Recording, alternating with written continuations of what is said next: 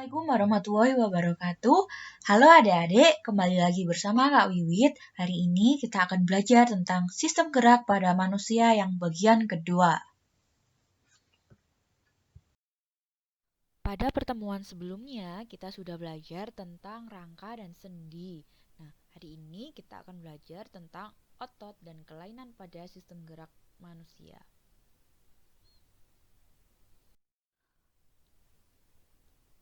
Otot lebih sering kita sebut dengan daging. Jadi, kalau kalian sedang makan daging ayam, kalian sedang makan ototnya ayam. Terus, otot itu merupakan alat gerak aktif yang mampu menggerakkan tulang atau rangka. Ingat, kemarin rangka berperan sebagai alat gerak pasifnya manusia.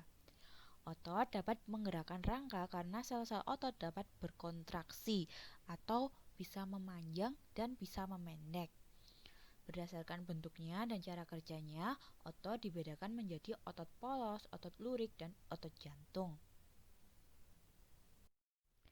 Ini adalah gambar dari sel otot pada manusia. Nah, tadi kan ada 3. Yang pertama ada sel otot lurik. Bentuk selnya panjang dan silindris. Terus jumlah intinya sangat banyak dan terletak di tepi. Pola warnanya namanya otot lurik atau otot rangka. Jadi terdapat garis-garisnya. Bisa dilihat ada yang warnanya merah terang, ada yang lebih muda. Terus dia bekerja secara sadar. Jadi kalian bisa menggerakkan otot lurik. Terus terdapat atau melekat pada rangka. Bagian ujung ototnya juga melekat pada tulang, disebut tendon. Terus yang kedua ada sel otot polos atau otot halus, atau bisa juga disebut smooth muscle cell, bahasa Inggrisnya ya. Jadi bentuk selnya berbentuk gelendong yang meruncing di kedua ujungnya. Terus dia mempunyai satu inti dan terletak di tengah. Pola warnanya dia polos, tidak memiliki garis gelap terang, namanya aja otot polos gitu ya. Terus sifat kerjanya dia bekerja secara tidak sadar. Letaknya dia ada di sepanjang organ dalam saluran pencernaan, pembuluh darah, dan dinding rahim. Jadi kalian kan tidak bisa menggerakkan otot-otot yang ada di ususmu kayak gitu. Makanya dia kerjanya secara tidak sadar. Yang ketiga ada sel otot jantung. Nah, sel-selnya berbentuk panjang dan silindris serta dia punya cabang. Beda ya sama yang sel otot lurik tadi.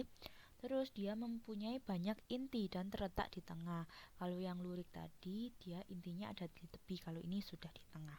Terus dia terdapat garis melintang gelap terang berselang-seling seperti lurik. Nah, ciri-cirinya hampir sama dengan otot lurik. Terus dia bekerja di luar kesadaran kita. Jadi kalian tidak bisa mengendalikan otot jantung. Dia kerjanya secara tidak sadar. Kalian tidur pun jantungmu masih tetap berdetak kan, kayak gitu. Terus dia terdapat di jantung, namanya aja otot jantung. Untuk mempelajari perbedaan antara otot polos, otot lurik, dan otot jantung, kalian bisa melihat tabel ini. Jadi di sini sudah dijelaskan faktor pembedanya apa aja. Terus perbedaannya antara 3 otot itu tadi sudah dijelaskan secara rinci kayak gitu, mulai dari bentuk selnya, jumlah intinya, pola atau warna, sifat kerja, sampai letak ototnya. Selanjutnya kita akan belajar tentang gerak pada manusia. Gerak pada manusia dibagi menjadi 2, yaitu gerak sinergis dan gerak antagonis. Kalau gerak sinergis berarti antara 2 otot itu mendukung atau saling membantu pada satu gerakan. Contohnya pada pronator teres dan otot pronator quadratus saling mendukung untuk menelungkupkan tangan kayak gitu. Terus kita lanjut ke gerak antagonis. Yang pertama ada abduksi dan adduksi. Kalau abduksi berarti dia menjauhkan tangan dari tubuh. Lawannya adalah adduksi, berarti dia mendekatkan tangan ke tubuh. Terus yang kedua ada pronasi, berarti menelungkupkan tangan. Lawannya adalah supinasi, jadi tangannya menengadah. Yang ketiga ada elevasi, yaitu menengadahkan muka ke atas. Lawannya adalah depresi atau menundukkan wajah kayak gitu. Yang selanjutnya ada eversi dan inversi. Kalau eversi mengarahkan kaki keluar, kalau inversi lawannya berarti mengarahkan kaki ke dalam. Terus selanjutnya ada dorsifleksi dan plantar fleksi. Berarti kalau dorsifleksi mengarahkan kaki ke atas, kalau plantar fleksi mengarahkan kaki ke bawah. Jadi kebalikannya kayak gitu ya. Terus ada fleksi sama ekstensi. Kalau fleksi tangannya berarti diangkat ke atas. Kalau ekstensi berarti tangannya diluruskan ke samping kayak gitu lawannya. Nah, kalau yang ini yang sering keluar di soal-soal otot bicep dan otot tricep. Jadi di sini termasuk dua otot yang bekerja secara antagonis. Pada saat kalian mengangkat tangan ke atas, berarti di situ otot bicepmu sedang kontraksi atau memendek, terus lawannya otot tricep sedang relaksasi kayak gitu.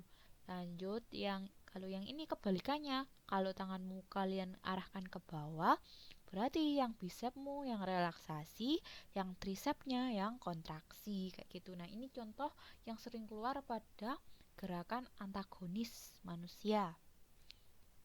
Kalian paling nanti ditanya, pada saat tangannya begini, bicepnya kontraksi apa relaksasi kayak gitu. Jelas ya. Yang terakhir, kita belajar tentang gangguan pada rangka manusia. Yang pertama ada namanya fraktura atau patah tulang.